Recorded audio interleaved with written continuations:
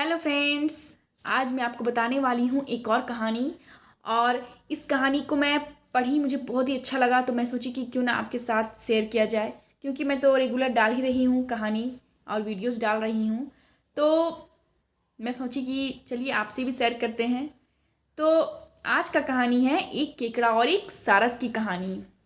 ये काफ़ी इंटरेस्टिंग कहानी है, तो इस वीडियो के लास्ट तक बने रहिएगा मेरे साथ इस कहानी को जानने के लिए और इसमें दी गई सीख के बारे में। एक चरम गर्मी में इतनी तेज गर्मी थी कि जो पानी था जंगल के आसपास में जितने तालाब थे वो सब सूख रहे थे धीरे धीरे करके। और सभी जानवर पानी की तलाश और भोजन की तलाश में जंगल से निकल पड़े दूसरे जगह खोजने के लिए अपना भोजन। उसी समय एक केकड़ा भी पूरी तरह से एकदम चिंतित था, पूरा परेशान था कि अब तो तालाब का पानी सूख जाएगा, सभी लोग तो अपना भोजन की तलाश में निकल गए हैं और अपना जीवन तो व्यापन कर ही लेंगे किसी तरह से, लेकिन मैं क्या करूँगा। पूरी तरह से एकदम टेंशन में था, उसे कुछ समझ में नहीं आ रहा था। उसके बाद इतना परेशान था वो कि वो अपने जीवन को लेकर के इतना चिंतित था कि मैं कैसे जीवित रहूँगा, मुझे तो समझ में नहीं आ रहा है। जानवर लोग जो हैं वो भाग सकते हैं, चिड़िया लोग उड़ सकते हैं, लेकिन मैं अपना कैसे अपना जीवन बिताऊँगा जब तक कि मैं अपना एक नया स्थान ना खोज लूँ, नया एक तालाब ना खोज लूँ जहाँ पानी है, तब तक मैं जीवित नहीं रह सकता। और मैं इस पानी से बाहर निकल भी नहीं सकता हूँ, मैं कहाँ जाऊँगा, मैं तो मर जाऊँगा। इस तरह से बहुत टेंशन में था, एकदम परेशान था पूरा। उसके बाद क्या हुआ कि उसी जंगल के बीच में ही था ना वो तालाब, इसलिए तो एक सारस आया। एक सारस जो था वो उस तालाब की ओर उड़ चला और उड़ करके वहाँ पे नीचे उतरा। और उसने देखा कि एक चट्टान पे बैठा है एक केकड़ा, एकदम उदास मन में ऐसे किया हुआ पूरा, और टेंशन में है एकदम पूरा। तो उसने सोचा, सारस ने, वो भी जो सारस था वो भी खाने की तलाश में निकला था, क्योंकि उसे भी अपने जीवन को यापन करने में, अपना भरण पोषण करने में प्रॉब्लम हो रहा था, क्योंकि वो भी तो उसी जंगल का था ना। उसके बाद उसने सोचा कि चलो पूछते हैं इससे। और वैसे भी बहुत दिनों से अब तो समय आ रहा है, सूखा पड़ गया पूरी तरह से और इतनी गर्मी है, तो कोई भोजन मिल जाएगा, चलो देखते हैं।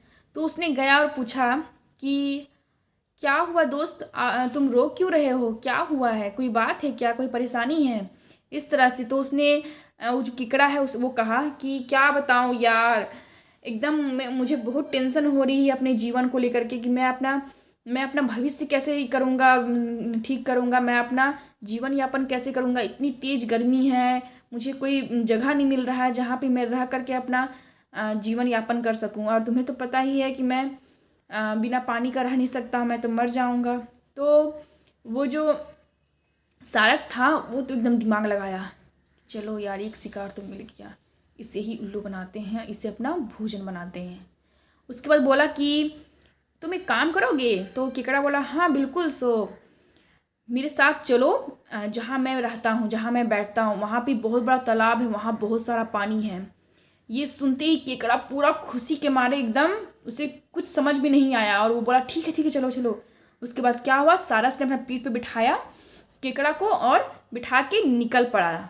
उसके बाद जा ही रहा था और उसे बहुत दिन हो गए थे केकड़े को पूरा जंगल देखा हुआ और पूरा दुनिया देखा हुआ, तो वो तो बहुत खुश हो गया।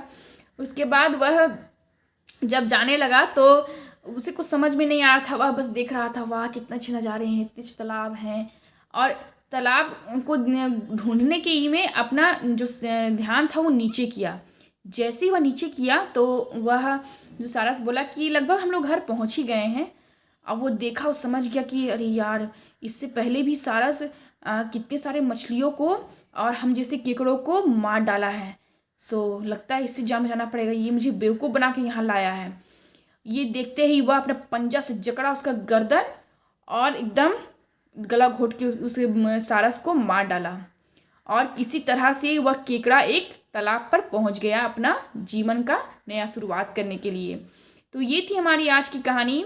इससे हमें ये सीख मिलती है कि अगर आप मन में आपका जो ये है कि संकल्प सोच लिए हो कि ये मेरे साथ गलत करने वाला है कुछ भी, तो उसका भुगतान हमेशा गलत ही होता है। अगर आप किसी को बेवकूफ़ बना करके आप उसे खाने का कोशिश करोगे या किस तरह से नुकसान पहुंचाओगे तो ये ज़्यादा दिन तक टिकता नहीं है। इसका जो सच्चाई सामने आ ही जाता है अगला आदमी का, उसको किसी न किसी तरह से शक हो ही जाता है। तो ये थी हमारी आज की कहानी। आई होप आपको ये कहानी काफ़ी इंटरेस्टिंग लगी होगी। तो आज के लिए इतना ही। Okay bye.